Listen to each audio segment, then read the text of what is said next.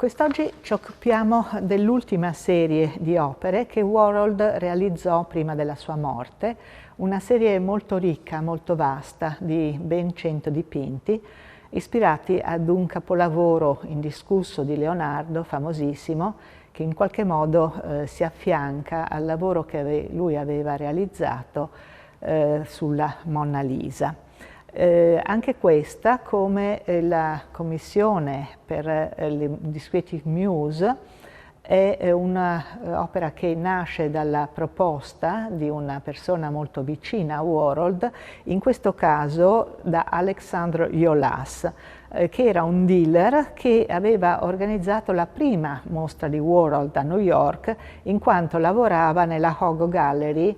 nei primi anni 50, lavorò lì dal 1949 al 1955 e quindi in quella sede Jolas organizzò la prima mostra di Warhol dedicata a Truman Capote. In questo caso Jolas aveva aperto una importante galleria a Milano, era un mercante molto internazionale e aveva deciso di fare una mostra delle opere di Warhol nel Palazzo delle Stelline, che è un edificio che si trova praticamente sull'altro lato della strada su cui si affaccia la chiesa Santa Maria delle Grazie, in cui il capolavoro di Leonardo, l'Ultima Cena o il Cenacolo, fu realizzato.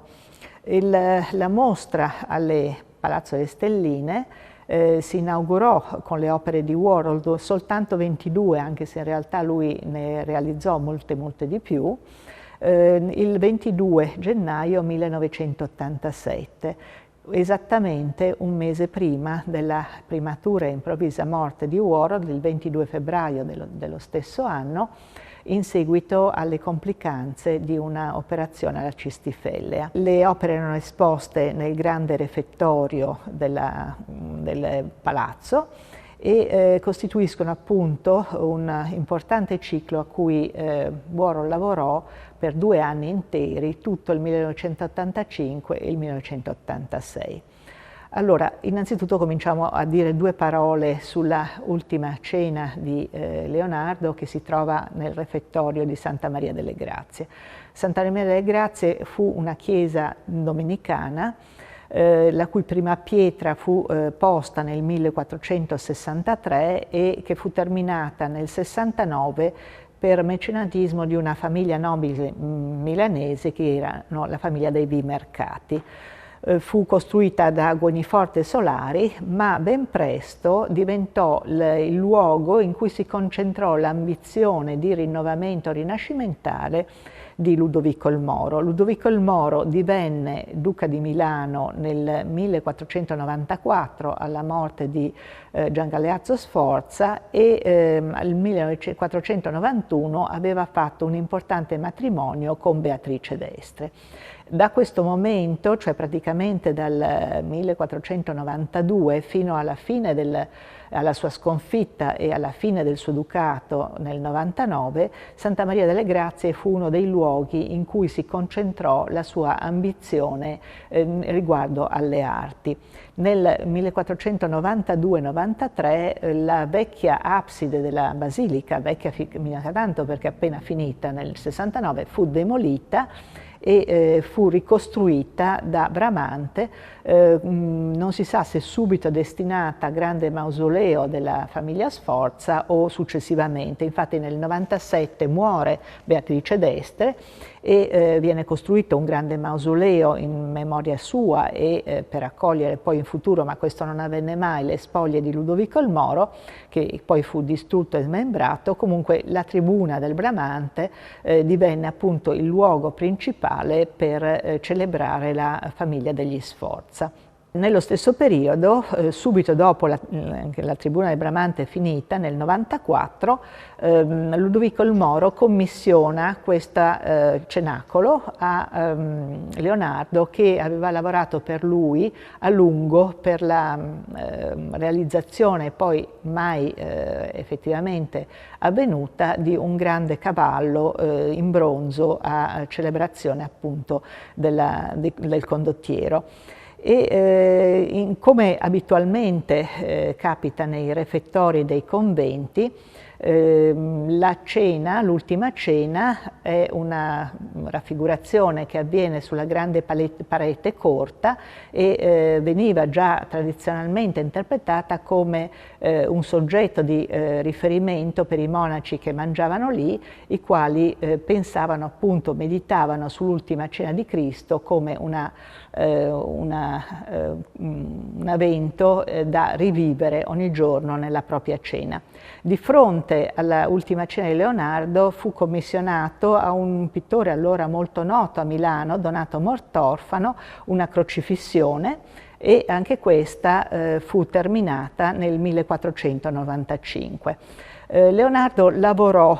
all'ultima cena praticamente nel 95 e nel 96 e fu finita alla fine del 97 probabilmente o l'inizio del 98. L'ultima cena raffigura una grande aula con delle finestre in fondo, un soffitto scorciato a cassettoni, degli arazzi alle pareti. Cristo è in posizione centrale nel mezzo della finestra principale, ma la grande novità è tutta la distribuzione degli apostoli attorno a lui. Non viene più posto Giuda sull'altro lato del tavolo rispetto a Cristo, come era avvenuto tradizionalmente prima, ma Giuda viene accostato e messo insieme agli altri, accostato a Cristo e messo insieme agli altri discepoli. I discepoli hanno delle espressioni e una mimica molto forti che sottolineano i loro stati d'animo, che sostituiscono in qualche modo le parole che l'affresco non è in grado di dire. La scena raffigurata è in specifico un riferimento al passo di Giovanni in cui Cristo annuncia che presto sarà tradito e gli chiedono appunto chi di noi ti tradirà, e lui risponde: colui che pone la mano nel piatto, che intinge il boccone nel piatto insieme a me in questo momento, ed è appunto Giuda. Questo momento suscita grande stupore, indignazione, agitazione in tutti i discepoli, quali sono raggruppati con un grande senso di movimento, ma anche di continuità, in gruppi di tre a sinistra e tre a destra, mentre Cristo indica il pane e in certo senso allude già alla consacrazione del pane e del vino che avverranno subito dopo. Leonardo lavorò a questo dipinto per parecchio tempo e soprattutto non utilizzò la tecnica d'affresco. La tecnica d'affresco necessita di essere molto veloce e non concede ripensamenti, non concede dettagli troppo minuti, e questo non andava bene all'approccio che Leonardo intendeva ad avere con la pittura. Lui intendeva essere molto minuzioso negli atteggiamenti che riproduceva, a poter fare dei cambiamenti, poter definire molto bene dei dettagli, e quindi praticamente inventò una tecnica sua che era più simile a quella dei dipinti su tavola e comportava un diverso rapporto con la materia del muro. Questa tecnica molto complessa diede immediatamente enormi problemi di conservazione. Cioè già solo dopo 20 anni che l'opera era stata compiuta veniva quasi considerata perduta, tant'è vero che si era persino pensato a staccarla dal muro, già così precocemente, perché le figure appunto erano alterate, a volte illeggibili, eccetera. Questo diede luogo nei secoli ad un continuo restauro, a un continuo tentativo di fissare le parti che cadevano, a continue ridipenture. E inoltre, nello stesso periodo, subito dopo la realizzazione del dipinto, siccome aveva suscitato enorme scalpore questa incredibile composizione e espressività realizzate da Leonardo, vennero realizzate una gran quantità di copie in diversissimi materiali, dal mosaico alla tappezzeria, al dipinto su tavola, anche dipinti su muro, delle stesse dimensioni, di dimensioni più piccole, di vari formati che si diffusero in molti luoghi. Questa fu anche una moltiplicazione molto interessante per Warhol, che incominciarono una tradizione di diffondere questa immagine non per quello che veramente poteva essere la qualità dell'originale, ma come stereotipo iconografico. L'ultimo grave problema conservativo che interessò il dipinto di Leonardo dell'Ultima Cena fu causato dai bombardamenti del 15 agosto 1943, in cui furono bombardate e bruciarono la volta della stanza del cenacolo e gran parte dei muri laterali. Il cenacolo si salvò perché era stato tutto diciamo, ricoperto da dei sacchetti di sabbia, ma rimase per qualche tempo addirittura senza copertura, con una piccolissima falda di tetto. Dopo la guerra fu restaurato, ma più che restaurato fu ancora una volta ridipinto, finché nel 1977 si decise di procedere ad un restauro radicale che riportasse in luce il più possibile l'originale leonardesco. Furono fatti enormi studi scientifici, furono applicate le più moderne tecniche conservative e il restauro si terminò solo nel 1999, quindi dopo che anche Warhol aveva realizzato la sua reinterpretazione di questo capolavoro. Certamente però tutta questa vicenda in quegli anni portò alla ribalta l'interesse, portò alla ribalta quest'opera, portò alla ribalta il problema della sua originalità, non solo il problema della sua conservazione, e accese le luci su un problema di originalità e di attualità che certamente interessarono Warhol. Bisogna dire che Warhol si avvicinò e come altre volte prese spunto per le sue rielaborazioni dell'Ultima Cena non dall'originale ma da delle riproduzioni. Una è una riproduzione come quella che ancora è conservata nella Fondazione Warhol e che possiamo mostrarvi,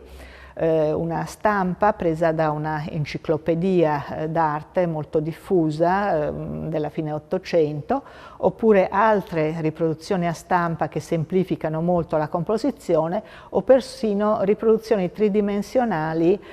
fatte per i turisti, fatte con pochissima qualità. E questo è molto interessante da vedere perché mostra come Warhol si avvicini al capolavoro non direttamente, ma proprio attraverso la mediazione che avviene attraverso oggetti di tipo popolare. Cioè la bassa qualità di questi oggetti è una caratteristica dell'approccio che lui ha, attraverso la caratteristica dei coloracci, delle forme semplificate, delle riproduzioni, lui riesce a reinterpretare l'originale come uno stereotipo e a farne qualcosa di assolutamente nuovo. Non è la qualità del dettaglio che lo interessa, ma la reinterpretazione popolare. Lui aveva lavorato peraltro precedentemente, dopo che aveva fatto la Monna Lisa, anche su altri capolavori, aveva rivisto Raffaello, De Chirico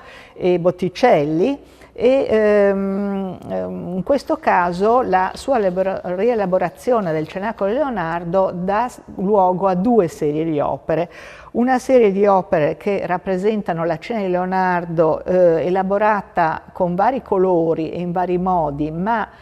non alterata, oppure una serie di opere che considerano soltanto dei gruppi di figure, o il Cristo o gli Apostoli, e a volte anche li mescolano o li ripetono più volte nello stesso dipinto,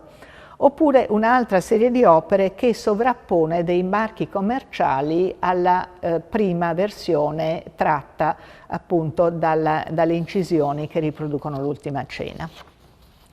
Warhol sembra essere stato estremamente interessato da questo soggetto al di là della commissione stessa. E una cosa che si è cercato di capire è stato il perché questa sua ossessione quasi per questo soggetto e per questo tema così profondamente cristiano.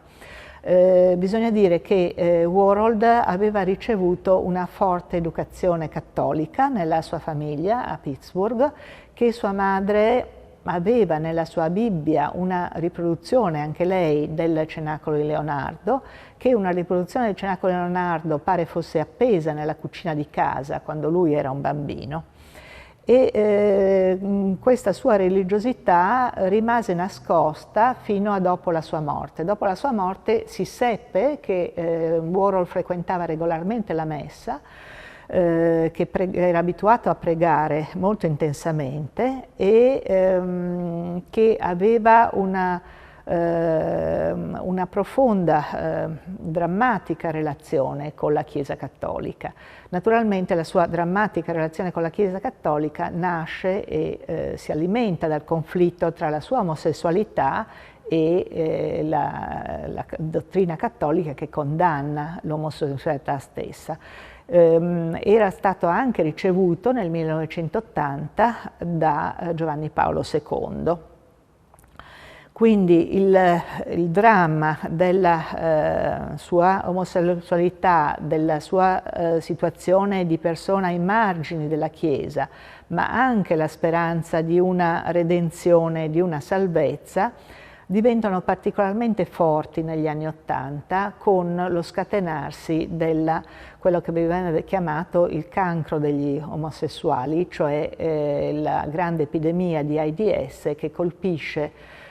tutta la comunità omosessuale che Warhol frequentava. Warhol ne parla assai poco, con molta reticenza, quasi con scaramanzia, ne è assolutamente terrorizzato e soprattutto lo vive come un dramma quando nel 1984 forse il più grande amore della sua vita, John Gold, viene ricoverato e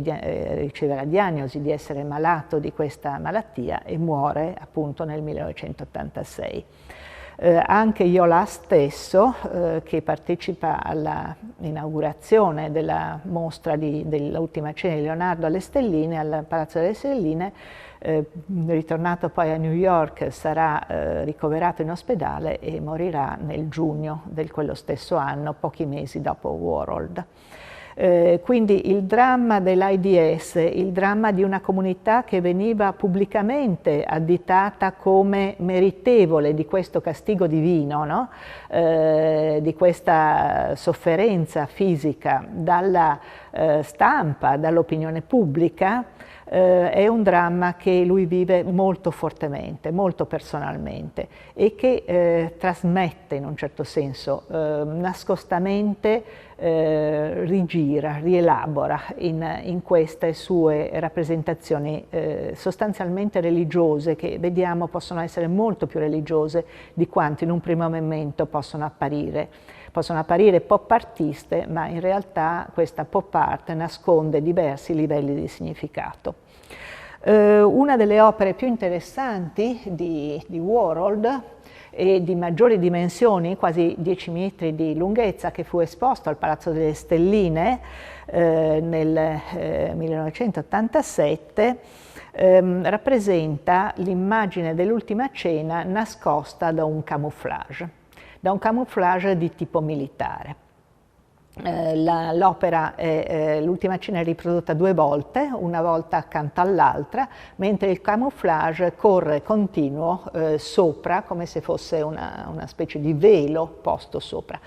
Allora, il camouflage non era nuovo nel mondo dell'arte, in quanto per primo, verso il 1967-68, Alighiero Buetti usa della vera tela stampata a camouflage, non dipinta, non una pittura, e la monta come se fosse un quadro. In questo momento, invece, nella metà degli anni '80, Warhol è, dicono i suoi amici, ossessionato da questo partner, che vede nello stesso tempo come un'immagine riconoscibile con un suo significato, perché tutti riconoscono che è quello dei militari, e allo stesso tempo un partner astratto, e soleva dire a tutti viviamo con un camouflage, come se questa stampa che deve mimetizzare la figura del soldato in mezzo alla natura e non permettere appunto che sia troppo visibile come bersaglio ai nemici, sia anche qualcosa che noi tutti facciamo presentando agli altri un'immagine che è più normale, che è più accettabile, che è più facile da porre entro certe definizioni di quello che forse una persona è realmente. E forse Warhol si sentiva proprio una persona che viveva con una maschera, non soltanto con una parrucca per nascondere la sua iniziale calvizie, ma con una maschera pubblica che nascondeva il suo vero essere, forse anche la sua vera religiosità. È impressionante quest'opera immensa, e si può dire che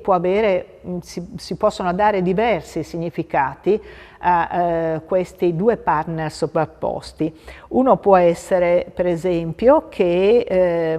le ridipinture che il dipinto ha subito nei secoli sono state una specie di camouflage, per cui noi abbiamo conosciuto il dipinto dell'Ultima Cena sempre soltanto ridipinto, non per quello che era, ma perché vedevamo il camouflage di una seconda Ultima Cena data da molti restauratori successivamente, che nascondevano la realtà del dipinto stesso. Può essere anche un'interpretazione di diverso tipo, cioè un'immagine di Chiesa cattolica che non corrisponde alla verità del cristianesimo e che in un certo senso con i suoi dogmi, con le sue pretese, con i suoi riti, con le sue anche mancanze, nasconde la verità del mistero cristiano, della redenzione cristiana. Quindi anche qui una Chiesa cattolica che è un camouflage della redenzione di Cristo. E anche forse un altro significato, cioè la difficoltà per le persone, per i fedeli, di riuscire a riconoscere la fede o la verità di un Cristo sotto tutti i camouflage, sotto tutti i dubbi, sotto tutte le critiche, sotto tutte le realtà che noi vediamo affiorare. Chi è stato quel Cristo? È stato veramente colui che è risorto? È stato veramente un Dio che ha redento? Oppure sono tutte storie che nascondono una verità diversa? Cioè soltanto una fede può andare sotto questo camouflage cresciuto nei secoli alla ricerca di una verità. Un'altra opera che vorrei commentare è quella che la Fondazione Warhol ha donato al MoMA, e che è anche questa una versione di grandissime dimensioni dell'Ultima Cena di Warhol. In quest'opera, che apparentemente appartiene a quel gruppo di cui avevo detto prima, in cui ci sono degli aspetti provocatori, pop art, consumistici sovrapposti alla immagine dell'Ultima Cena, ci possono essere diverse e interessanti letture. La scena dell'Ultima Cena è molto semplificata, semplicemente con dei profili in bianco e nero, mentre al di sopra, invece del camouflage, Warhol ha dipinto alcune immagini provenienti dal mondo del consumo. Sono simboli commerciali, sono appunto insegne pubblicitarie che potrebbero far pensare ad un voluto mescolare il profano e il sacro, un voluto portare da una parte la scena dell'Ultima Cena ad una realtà quotidiana più vicina a noi, come gli artisti antichi vestivano con vestiti contemporanei le persone della Bibbia, i personaggi del Vangelo, per attualizzarli. In questo senso Warhol avrebbe potuto mescolare questi simboli commerciali alla scena sacra per attualizzare e dire fa tutto parte di questo mondo di oggi e della nostra umanità. D'altra parte anche l'Ultima Cena potrebbe essere stata considerata da questo punto di vista come uno dei tanti prototipi che fanno parte del nostro immaginario, riprodotti dai giornali, riprodotti dai media, e quindi essere un equivalente di quei marchi commerciali che gli si sovrappongono. A questa possibilissima lettura però se ne può sovrapporre un'altra che forse è più in sintonia con quello che stavo dicendo prima riguardo alla crisi religiosa di Warhol negli anni dell'AIDS e sentendosi lui stesso comunque vicino alla morte. Vediamo per esempio che la scritta Dove, che è quella più grande al centro, verso sinistra, ha anche il simbolo della colomba corrispondente, ma questa colomba non è posta a caso, è posta praticamente sulla testa del Cristo, sta andando sulla testa del Cristo, in una immagine che equivale a quella del battesimo di Cristo, in cui lo Spirito Santo come colomba scende su Cristo e appunto c'è la frase che viene dal cielo: questo è il mio figlio prediletto. Quindi questa colomba in realtà può simboleggiare lo Spirito Santo, la colomba è tradizionalmente il simbolo dello Spirito Santo, e il Cristo viene in un certo senso enfatizzato nella sua natura divina da questa presenza. Sulla destra c'è un simbolo molto strano che è quello della General Electric e sembrerebbe quasi inspiegabile se non ci fosse il motto della General Electric che dice "We bring good things to light". E a questo punto possiamo capire come Warhol usi questo simbolo al posto del motto, e questo motto significhi il Dio Padre Creatore, quello che crea tutte le cose, che le porta alla luce. Quindi in realtà questa immagine rappresenta la Trinità. Lo Spirito Santo, Cristo come Gesù come Dio, come seconda persona della Trinità, e il Dio Padre. Dall'altra parte rimane questi 59 centesimi, che possono avere anche questi diversi significati. Questi mi sono meno chiari, devo dire, ne propongo due. Uno è che dopo tutto la fede costa poco ed è accessibile a chiunque, l'altro che nel lato opposto della fede c'è il denaro, e difatti questi 59 centesimi sono dalla parte, anche se più spostati a sinistra, in cui si trova Giuda, che ha nelle mani la borsa con i 30 denari presi per tradire Gesù. E questa è una delle spiegazioni. Certamente questi dipinti ci danno, credo, una visione diversa del percorso umano di Warhol, proprio perché ne sono l'ultimo capitolo.